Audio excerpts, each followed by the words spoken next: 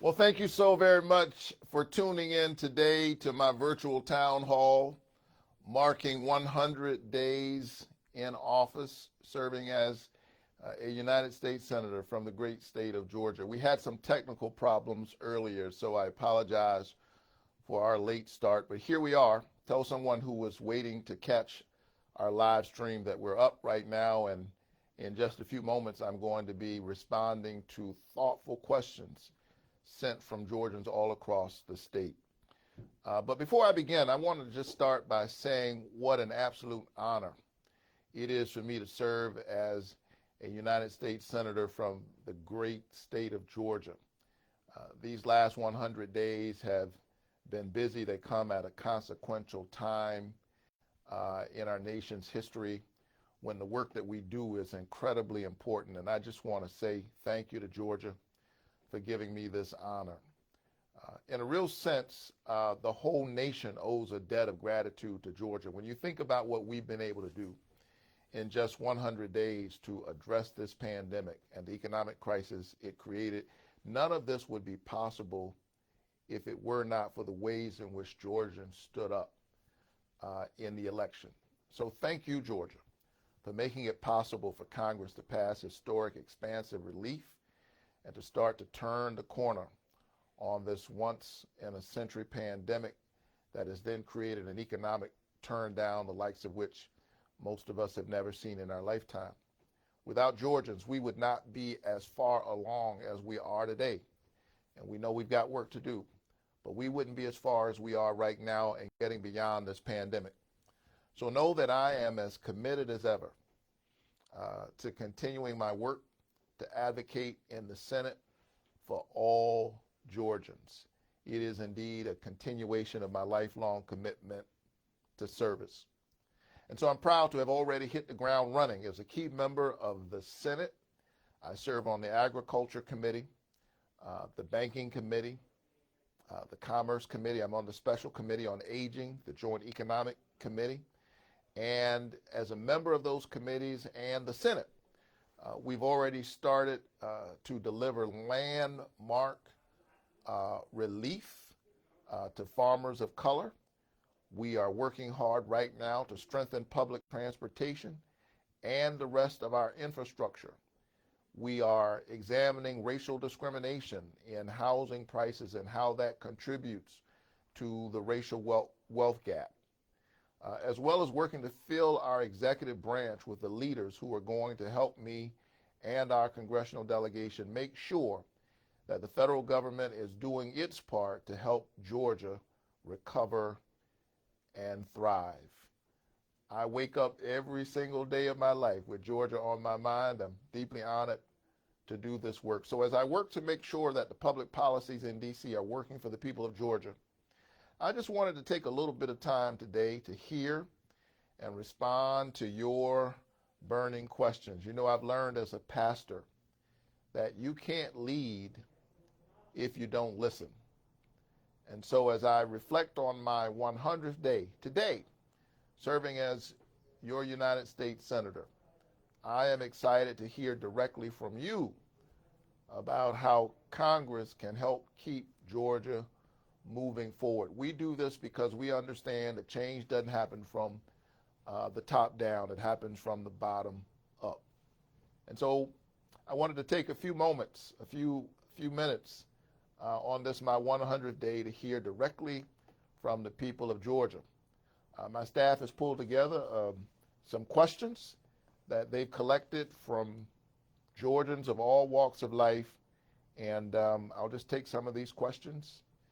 And again, thank you so much for the honor to serve. So this first question is from Casey O in Alpharetta.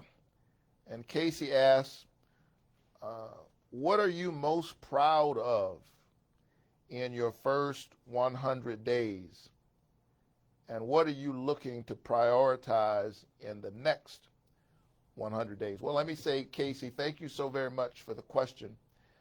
I'm most proud of the amazing opportunity to serve the great state of Georgia. And I come to this work at a critical time in the history of our country.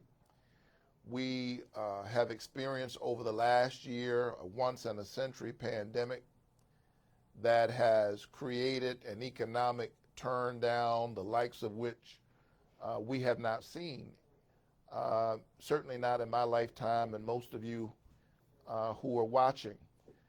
We were able to pass landmark relief. The American Rescue Plan has provided shots in people's arms, checks in their pockets, and it has begun the work that is necessary to reopen our economy, our schools, for business. And so I'm proud of that work. I'm proud of the ways in which we were able to get important legislation inside of the American Rescue Plan. We expanded the earned income tax credit. We expanded the child tax credit. And the experts tell us that as a result of that, we will cut child poverty in half. And now I'm working with several of my colleagues to make this child tax credit permanent.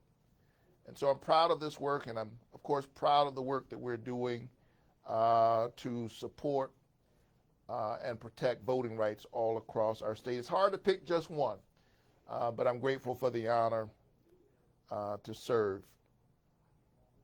Tamara from Henry County asked a similar question. She says, from your perspective in these first 100 days, what is the most important piece of legislation you've personally worked on? How has juggling 3 different roles, she asked, father, pastor, and senator, been these first 100 days? Well, Tamara from Henry County, thank you so very much for the question and for your concern about my balancing all of these roles, father, pastor, senator. Thank you for your prayers. Well, I think that in a real sense, doing all of these roles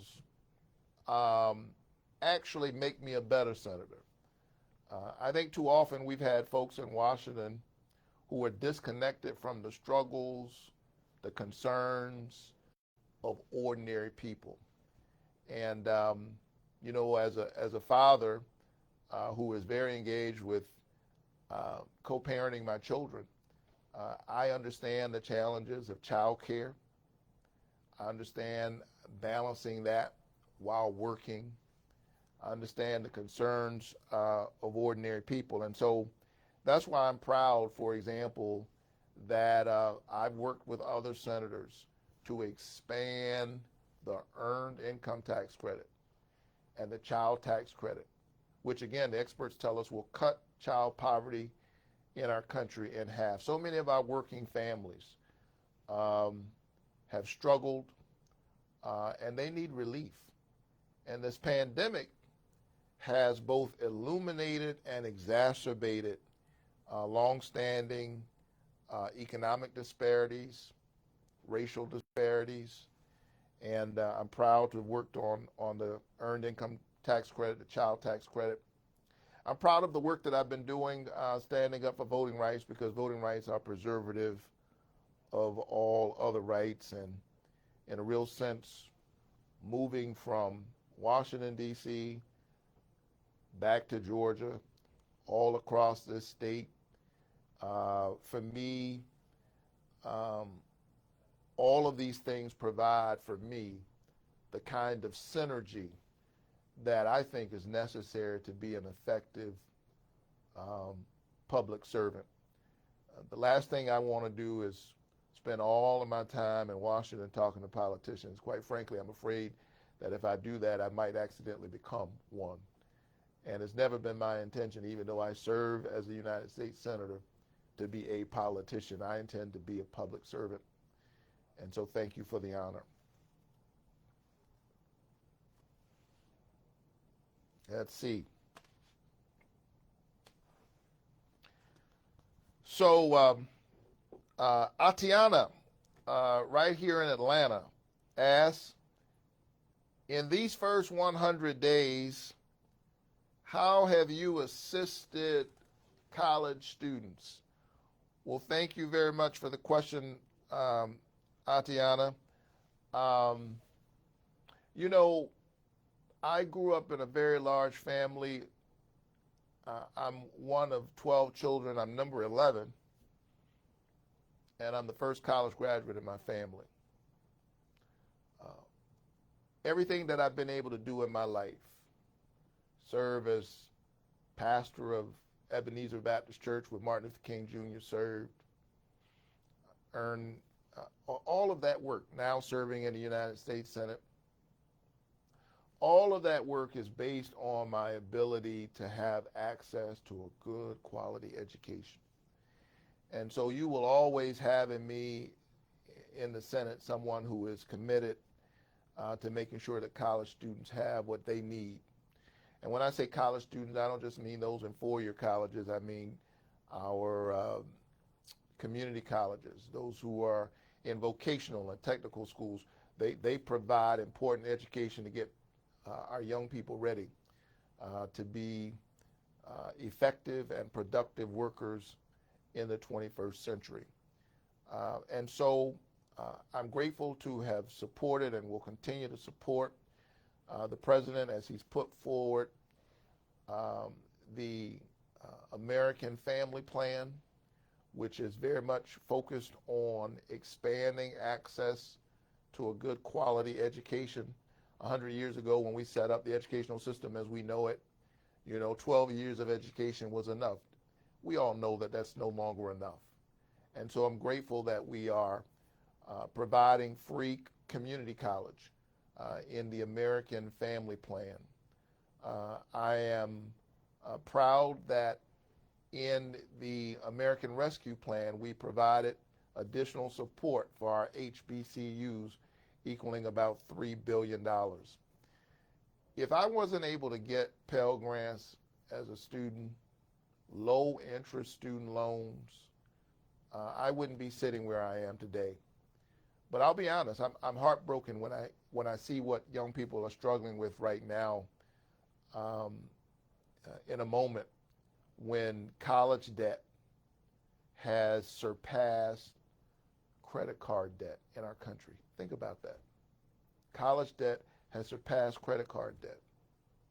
College debt has surpassed auto loans. In other words, our young people have a mortgage before they get the chance to have a mortgage, which has all kinds of implications, not only for their personal economy, but for the Georgia economy and the American economy. And so I support the president's effort and to give young people more access, and I shouldn't just say young people, it's never too late, to give people more access to a college education. And as I said to him in a letter that I joined just this week, we ought to provide debt relief to college students up to $50,000. The average burden of student debt in Georgia is $40,000. And so if we were to forgive $50,000 of debt relief, that would absolutely make a major difference in the lives of so many people. So I'm going to stay focused on this and continue to work. Sorry for the long answer. You might be able to tell that I care a whole lot about this issue because when we free up young, imaginative, entrepreneurial minds to dream, to soar, they innovate and they contribute to making the 21st century the American century. Ken of Augusta, I've already anticipated your question. You asked, what's your plan to forgive student loan debt in Georgia? Again, I sent a letter to the president and we'll stay on it. I firmly support college debt relief, and we sent a letter saying $50,000 would make a huge difference in Georgia, where the average student loan is $40,000.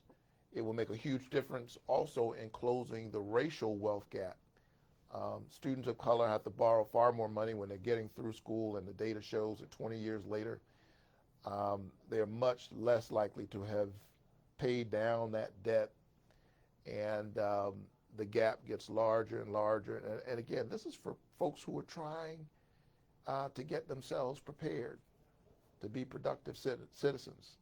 We ought to be doing everything we can in the Congress to relieve some of that pressure. All right? Thank you so much for the question.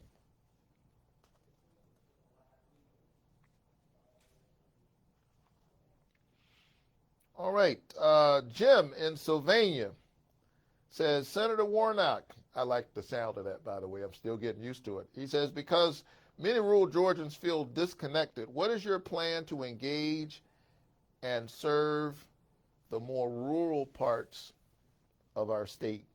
Another great question from Jim of Sylvania. So I was born and raised in Savannah, Georgia, but I have rural roots. My mama is from Waycross, Georgia. She grew up in the 1950s in Waycross, picking somebody else's cotton, somebody else's tobacco. As I've said, because this is America, on January 5th, the woman who used to pick somebody else's cotton and tobacco got a chance to go to the polls and pick her youngest son to be a United States Senator. My dad was born in Burke County, and his early years were in Screven County before moving to Savannah. My roots run deep in Georgia. And if you look at my campaign, I spent much of my campaign going throughout our state. And sometimes I'd land in these rural towns and folks would be surprised, quite honestly, to see me. And I was surprised that they were surprised, but they would say, we haven't seen somebody running for Senate coming to our little town. Well, I understand that small towns, rural areas are a part of the heartbeat of Georgia and America. And we forget them, we leave them behind at our own peril. And so I'll be working hard as a United States Senator, for example, to expand rural broadband. I spent a lot of time talking to farmers. And in fact, during my first recess, I did an ag tour all across the state. And what farmers tell me is, look, it's difficult even to farm if you don't have a good broadband connection. You can't even farm effectively. And we know that 10% of our homes and businesses in Georgia do not have access to broadband. Imagine that in the 21st century. Virtually no access to broadband. And that 38% of Georgians only have one option to connect to broadband. That's totally unacceptable. And so as we get ready to put forward the American Jobs Plan, which is about infrastructure, know that I'll be thinking about the rural towns and cities in our state, making sure that they have access to rural broadband. Know that I'm on the Agriculture Committee, and so I am advocating for our farmers, our peanut farmers, our pecan farmers, those who grow cotton and other products. This is our biggest export here in the state of Georgia, and we'll be doing everything. The other thing, when I think about rural Georgia, that we have to do is we have to make sure that our hospitals in our rural towns stay open. We've had 10 or 11 hospitals close in our state, I think 11 now, in the last 10 years.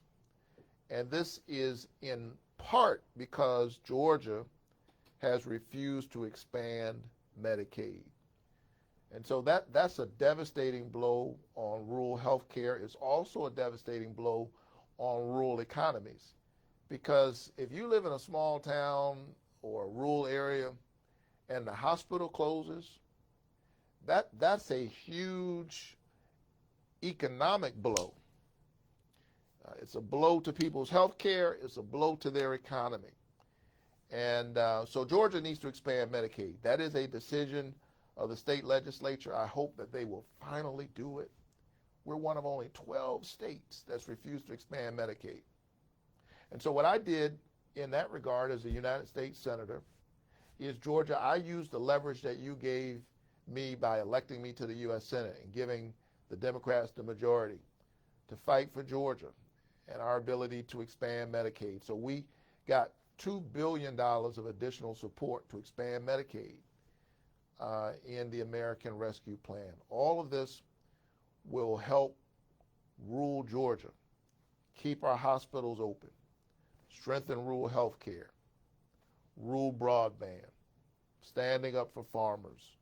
And finally, also in the American Rescue Plan, I was the lead sponsor of a bill called the Farmers of Color Emergency Relief Act, which provides $5 billion of support to black farmers and other farmers of color who over decades have suffered unspeakable levels of discrimination and injustice, often at the hands of the USDA. So we'll stay on the case, and we'll be doing everything we can to help people keep the family farm and to bring revitalization, economic revitalization to our rural areas. Thank you so much for rural Georgia for standing up for me, and know that time and time again I'll be standing up for you.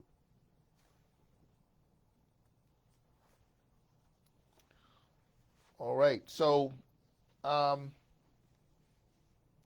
somebody's asking me about, this is Derek in Decatur, is asking, how can you ensure that the people of this state who desperately need federal law to save voting rights, that the For the People Act and the John Lewis Voting Rights Advancement Act will indeed become law? Derek, thank you so very much for the question, and maybe we'll make this our last question, but know that I am absolutely committed to voting rights. Voting rights are preservative of all other rights. Georgia stood up in an amazing way in November and in January, historic turnout. But here's what I want you to keep in mind. When we talk about historic turnout in the United States of America, know that it's still far below what it ought to be. During a presidential election, you're talking about 60% turnout, registered voters. When it comes to these local elections, 30, 40% participation. We're not suffering from some overwhelming amount of participation in our electoral system. If anything, we ought to be working hard to make sure that more people participate. But we saw historic turnout in January and in November.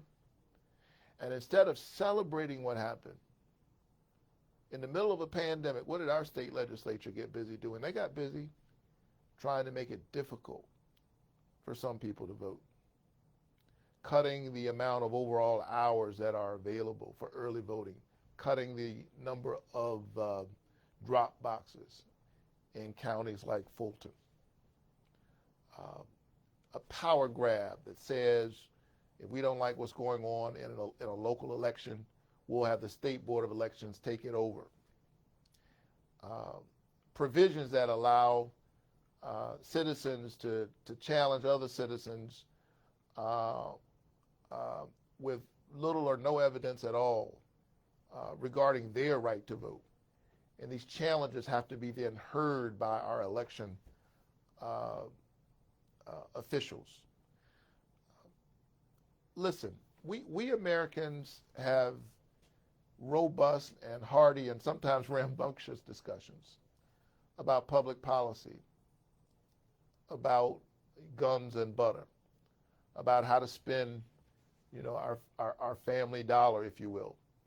But at the end of the day, the foremost powerful words in a democracy are the people have spoken. And so all of us should be deeply concerned about what's going on in the infrastructure of our democracy. Uh, Voting rights used to be and ought to always be a bipartisan issue. And so know that I'll be doing everything I can to pass the John Lewis Voting Rights Advancement Act, which will protect voting. And I'll be doing everything I can to pass the For the People Act, which will expand access to the ballot box. It will ensure that states at a minimum will have to allow for online voting, for early voting, drop boxes, same-day voter registration, the kinds of things that will expand the access, particularly of working people, their ability to get to the polls. And so know that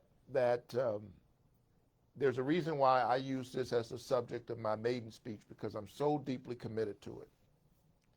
I believe in democracy, and all of us ought to do everything we can to stand up and fight for the infrastructure of our democracy. So you'll see us go through the sausage making of legislation over the next 100 days, but know that in the end,